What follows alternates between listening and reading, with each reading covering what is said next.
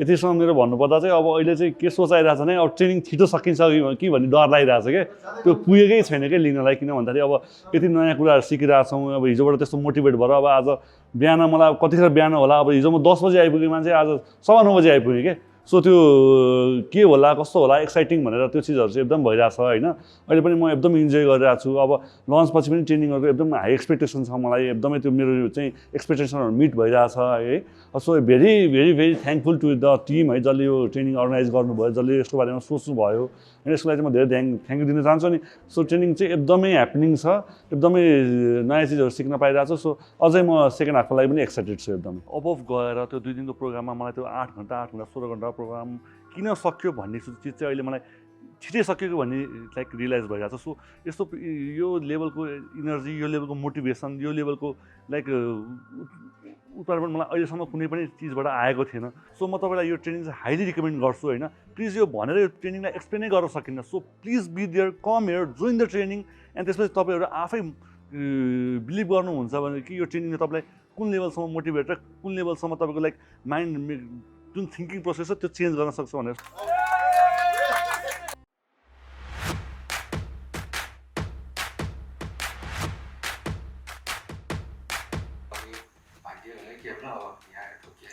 मैले चाहिँ यो अब यो कुरा चाहिँ एकदम इन्जोय गरिरहेको छु अब यो एकदम राम्रो फ्रुटफुल भइरहेको छ मैले फर्स्ट टाइम यो एक्सपिरियन्स गरेँ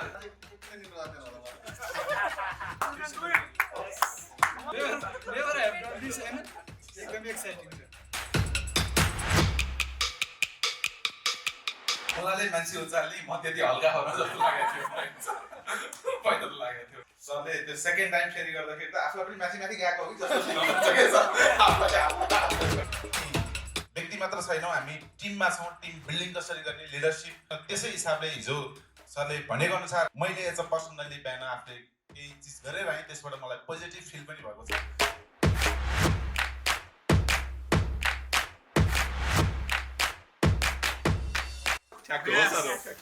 आज 15 वर्षपछि ती कुराहरू अहिले रियलाइज भएर आयो एकदमै मैले हिजोसम्म यो कुरा रियलाइज गरेको थिएन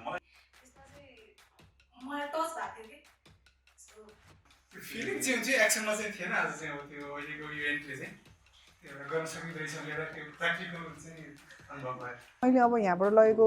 सबैभन्दा एकदम इम्पोर्टेन्ट कुरा भएको चाहिँ ह्याप्पिनेस नै हो जुन चाहिँ मैले मेरो प्रोफेसनल लाइफ र मेरो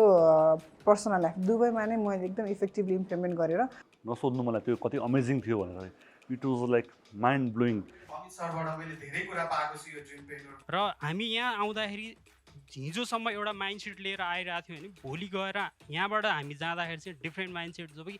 एउटा बियोन्ड द बक्स सोचौँ भन्ने चाहिँ हामीले एजुकेसन भनौँ एउटा पार्ट सिकेर जाँदैछौँ र प्रोफेसनल र पर्सनल स्पेयर्समा कसरी पोजिटिभिटी आउँछ